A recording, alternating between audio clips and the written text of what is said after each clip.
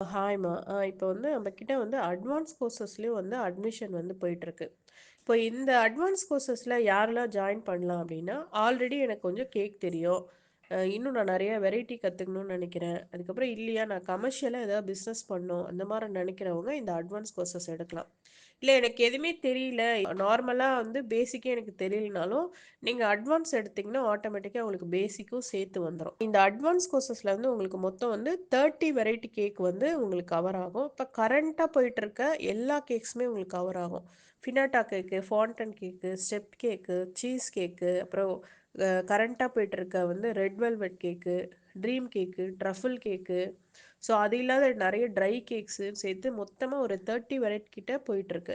உங்களுக்கு advance course பத்தி ஏதாவது ஃபர்தரா டீட்டெயில் வேணும்னா, ஸ்க்ரீன்ல தெரிய நம்பர கான்டாக்ட் பண்ணுங்க.